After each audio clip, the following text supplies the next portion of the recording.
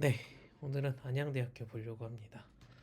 이제 수도권, 수도권에서 제가 사육등급 친구분들 이제 논술로 쓰는 대학들 주로 보는데, 그럼 논술 안 쓰면 이제 부모님들께서 학교 선생님 혹은 찾아봤을 때 듣게 되는 이제 수도권에 있는 대학들, 그러니까 제가 인천에 있어서 인천에 있는 친구들 이제 보다 보니까 학교에서 듣는 학교들이 뭐 안양대, 평택대, 협성대, 그 다음에 또 어디 있냐?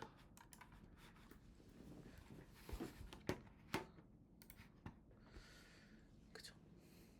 평택대, 그 다음에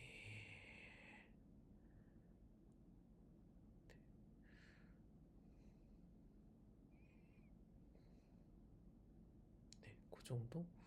그죠? 혹은 뭐 부천에 카톨릭대, 아니면 뭐 서울신학대.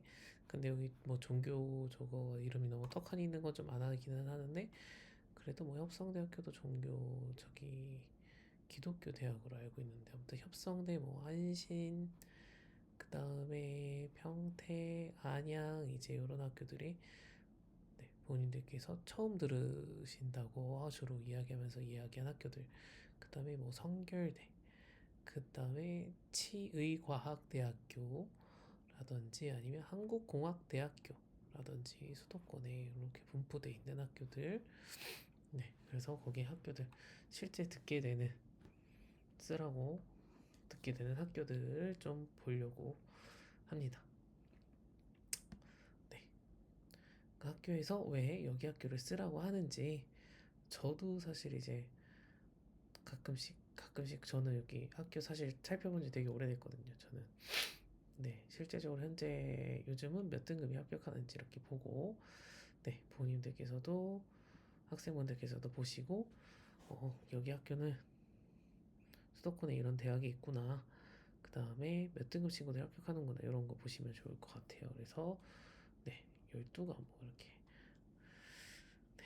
뭐 대신 결과값을 우리 살펴보면 되겠죠. 이거는 전체 평균이니까. 이렇게 학생부 교과 보면은 입시 결과 평균, 국영수사가 주요 과목 평균 보면 이렇다. 그러니까 평균이 3, 여기 자유전공은 좀 높게 뜬 거고, 4에서 5등급 친구들에게 쓰라고 하는 건데, 지금 보시면은 몇 개 정도 볼까요? 유아교육은 뭐 9대 1이면 81명, 81명 중에 추가 합격이 24번까지 갔다.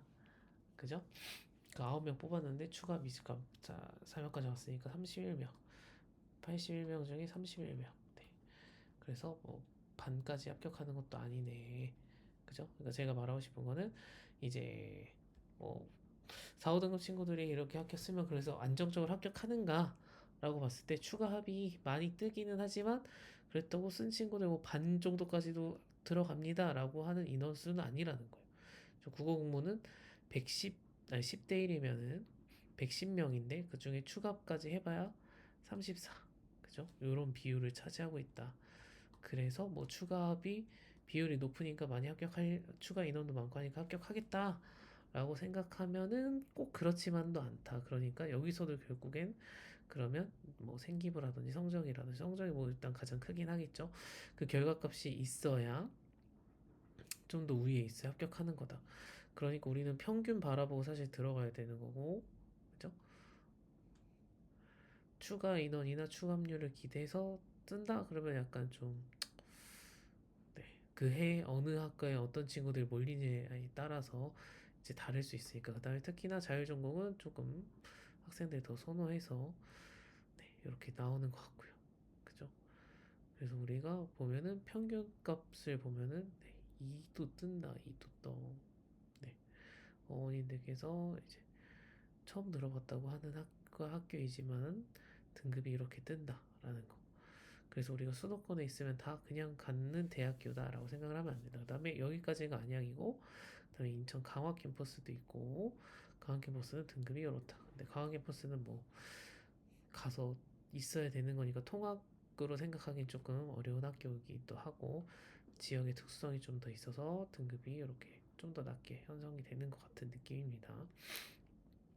아무튼 그래서 우리가 주요 과목에서 컷이 어떻게 되는지도 볼 필요가 있지만 예를 들면 주요 과목에서 뭘 특정 과목을 잘했는데 뭐 못했을 수도 있고 그다음에 여기 좀 특수학과 같은 데 예를 들면 본인들이 처음 들어봤는데 간호학과 있는 학교면 간호학과는 엄청 치열하고 간호학과 컷은 높고 그런 것들이 있거든요. 그래서 조금 그 전문성을 갖고 바로 직업과 연계되는 네, 그런 학과들은 다 조금 어디 학교나 다 높다라는 거. 그래서 네, 우리가 경쟁률도 보고 추가 합격 인원도 보고 보지만 우리 아이가 썼을 때 학생 여러분들이 썼을 때 그래도 수도권에 여기 학교들을 쓰면 가는 거겠지라고 생각하고 다 가는 건 아니다라는 거.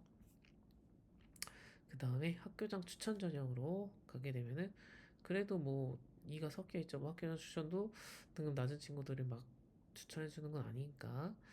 네, 유아교육과 충원. 그래도 여기는 8대 1이니까 40명.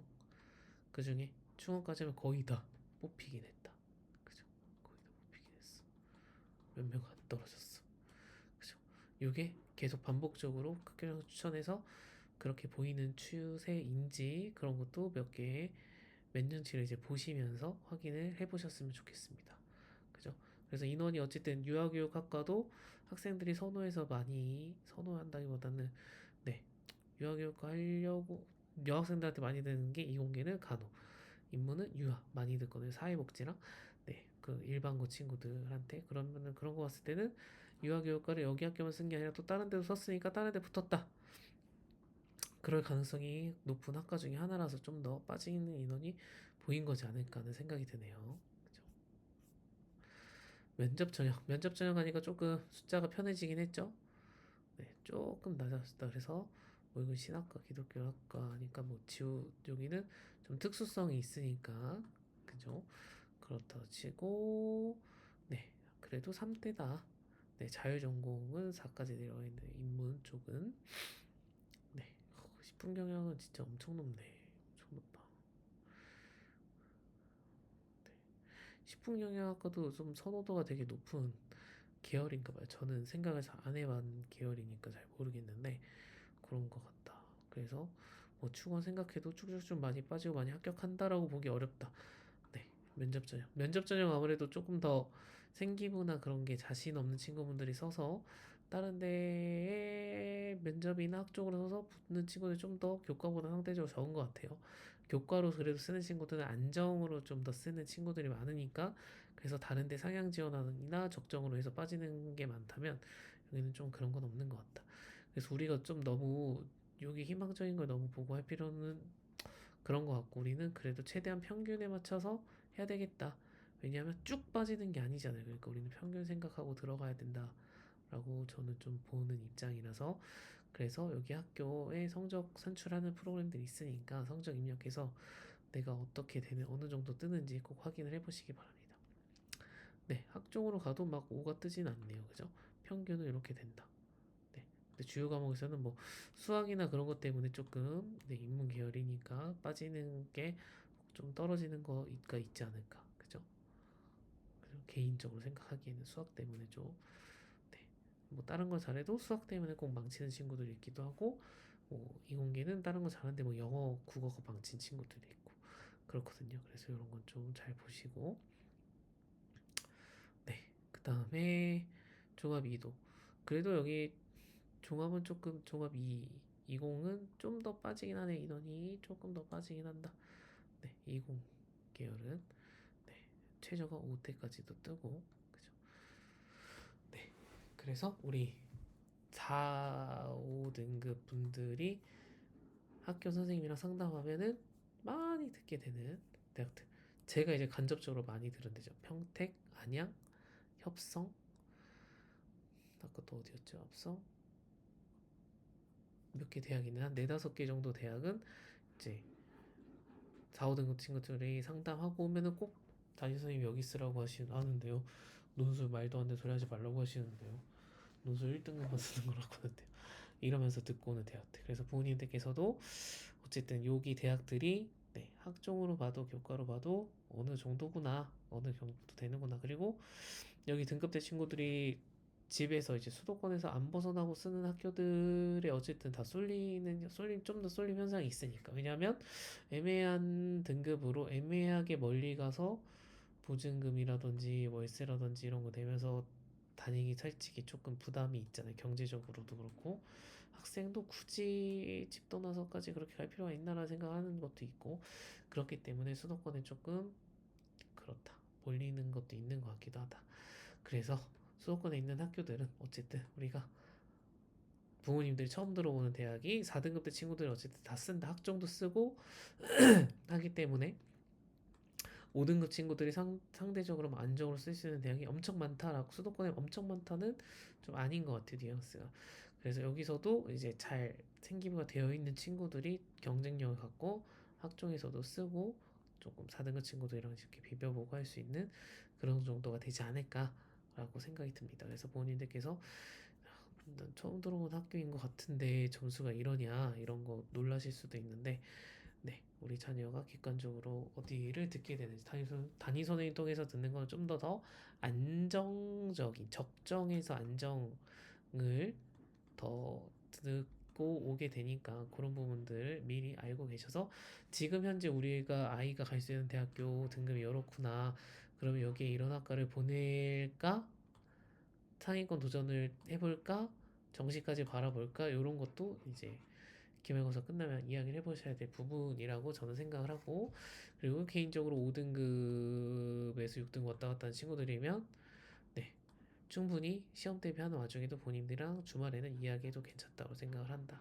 네, 뭐 24시간 풀로 순공부 시간에 막 가득 채워져 있는 학생들 아닐 거기 때문에 충분히 현실적인 이제 문제가 닥쳐왔으니까 앞으로 어떻게 할지 수시 전략을 여기 대학 괜찮겠는지 담임선생한테 갑자기 여름방학 때 끝나고 나서 안양 평택 이렇게 듣고선 써야 되나 말아야 되나 일주일 고민하면 원서 써야 되는 시간이기 때문에 그래서 미리 학교들 정보들 찾아보시기도 하고 집에서 통학 여부도 가능한 거 찾아보시기도 하고 학비도 알아보고 네 그런 것들 자세하게 알아보셔서 현실적인 문제까지도 좀 고려해가지고 확인을 미리 하셨으면 좋겠다라는 생각입니다. 네 그래서 오늘은 안양대학교 그 현실 실제적으로 학생들이 추천받게 되는 대학교 중에 하나인 안양대학교 이렇게 살펴보고 마치겠습니다.